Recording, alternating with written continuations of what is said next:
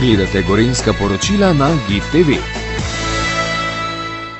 V letošnjem letu območni odbor Gorenjske hospic praznuje častitljivih 20 let in ob občinskem prazniku občine Radovljica so prejeli veliko plaketo. Mi pa smo se z našim avtomobilom odpeljali v Lesce in obiskali dolgoletno predsednico Miro Stušek, ki jo zdaj lepo pozdravljam. Lepo pozdravljena in seveda iskrene čestitke. Hvala lepa, pa enako lep pozdrav vsem poslušalcem oziroma gledalcem vaše televizije. Kako pravzaprav deluje hospic Gorenjske? Imamo precej članic oziroma prostovoljk, potem pa tudi zaposleno socialno delavko, ne sicer za polni delovni čas, ampak ona je tista, ki vedno prva vstopa v družino, ki naveže stike tudi z žalujočimi, se z njimi prva pogovarja, potem pa nekako preda to delo prostovoljcem, sama pa še vedno nas usmerja in tudi obiskuje družino. Kam segajo pravzaprav začetki vašega odbora hospic? Začeli smo na Jesenicah, kjer je bila ustanoviteljica hospica in prva prirediteljica tečajev Štefka Ferbežar. Potem zaradi bolezni po nekaj letih sem prevzela to jaz in smo tudi sedež preselili v Radovljico. Delujemo za celo Gorenjsko, tja do Cerkelj, pa do Preddvora, pa Kranja, pač odkoder nas pokličejo, ker imamo tudi za celega tega področja prostovoljke. Kako pravzaprav pristopate k nekom, ki se mu življenje izteka? Vedno imamo malo treme, na srečo to tremo odpravlja naša socialna delavka, ki je pravi sonček za vse družine in kadar jo pokličejo, so z njo izredno zadovoljni, ker ima en res mehek pristop. Mi v glavnem moramo paziti na to, da smo poslušalci, ne pa svetovalci, kajti svetovalci so medicinske sestre, je zdravniško osebje, mi smo pa poslušalci. Rečemo, da smo čuteče uho, z mnogo empatije do bolnika in seveda popolnoma nepristransko, brez čustvenih pretresov in to družino nekako pomirja v njihovih stiskah. No, kot že omenjeno, včasih pristopate sami, včasih pa vas bližnji pokličejo, ker pač sami več ne morejo pomagati ali nimajo moči. Ja, največkrat nas pokličejo na nasvet zdravnika ali pa patronažne sestre in takrat je pristop dosti lažje, ker sami pravzaprav sploh ne moremo vstopati v družino, posebno ne tujo, razen če kakšnega pač poznamo, pa da nas sprejme. Zelo ranljiva skupina pa so tudi otroci. Ja, otroke malo kdaj spremljamo, bolnike otroke ali pa umirajoče. Mi na Gorenjskem, moram priznati, da nismo še nobenega, pač pa nudimo podporo mnogim žalujočim otrokom, ki so izgubili enega od staršev, brata ali sestro in jim organiziramo delavnice na našem sedežu v Radovljici, pa prav tako lahko to naredimo v Kranju, v medgeneracijskem centru. Potem individualne pogovore opravljajo naše prostovoljke, ki so izkušene na tem področju. Največji zalogaj pa je, ko jim pripravljamo vsako leto tabor, ki se imenuje tabor za levjesrčne, ker otroci morajo zbrati ogromno poguma, da preidejo to žalovanje.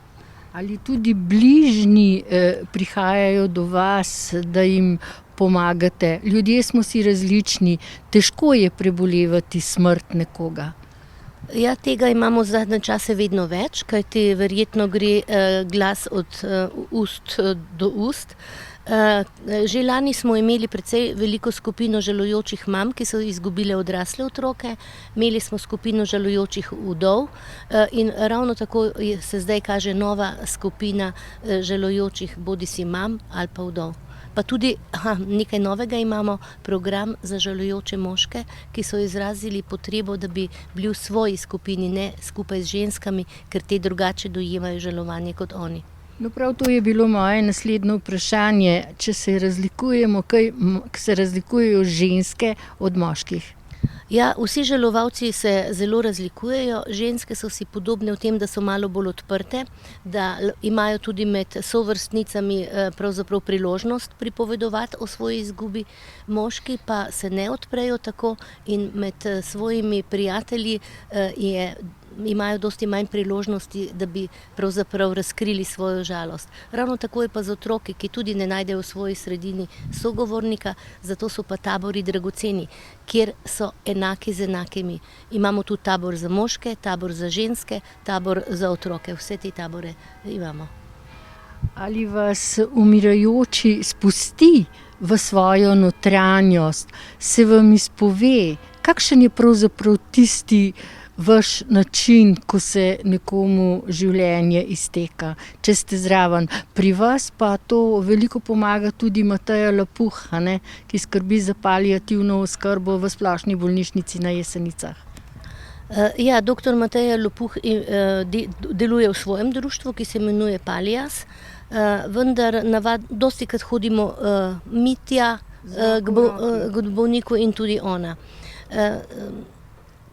Kako se bolnik odpre? Mi nič ne silimo, da bi se nam odprl, pa da bi naredili z njim eno analizo življenja, če on to sam ne začne. Dostikrat pa bolnik sam začne. Recimo, pred kratkim je umrl bolnik z ALS boleznijo, to je grozna bolezen živčnih nevtronov, ko odpove pravzaprav celo telo, govor tudi in požiranje, ne more jesti in podobno. Pamet pa ostaja do konca aktivna. No in ta človek je bil star 62 let in je vedno pripovedoval, da je opravil s svojim življenjem, da si želi umreti, ker vidi, koliko on stane zdravstvo, socialo, ker je imel veliko asistentov, pomočnikov, pomagal, da je lažje nekako prestajal to bolezen. In o tem je največ govoril. Je rekel, za otroke zbiramo, jaz pa tukaj pravzaprav sem nekoristen član družbe, pa si želim umreti. Ni mogel, zato ker je danes res kronična bolezen postala zelo dolga, ne tako kot včasih, ko so rekli 2 leti, danes to traja 5 let. Ampak potem se je odločil, da ne bo sprejemal hrane in se je v bistvu izstradal. Tako da tukaj smo ga podpirali. Kako pravzaprav žalovati? Žalujemo običajno v srcu. Ja, pravega recepta za to ni, ker vsak človek nekako drugače vse skupaj sprejema. Tudi je odvisno od tega, ali je človek recimo se poslovil čist nenadoma, ali je bila dolga bolezen, pa mu pravzaprav privoščiš, da se je reši, ali se že imaš čas tudi posloviti, lahko je vse izrečeno.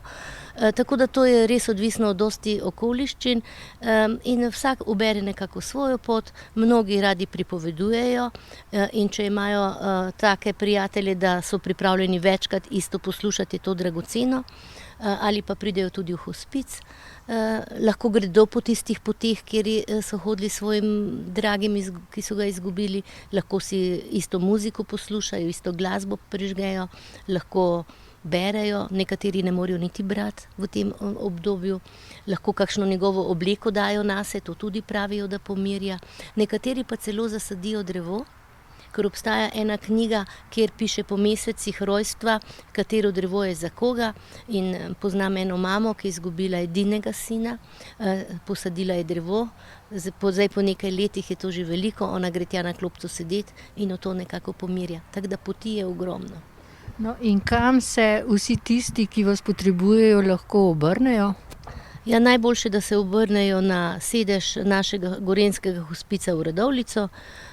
Seveda sem jaz taka za številke, da zdaj nobene ne bom vedela z glave, ampak če pogledajo na Google, bojo takoj našli hospic Gorenjska, pa bodo lahko poklicali našo socialno delavko ali pa tudi mene.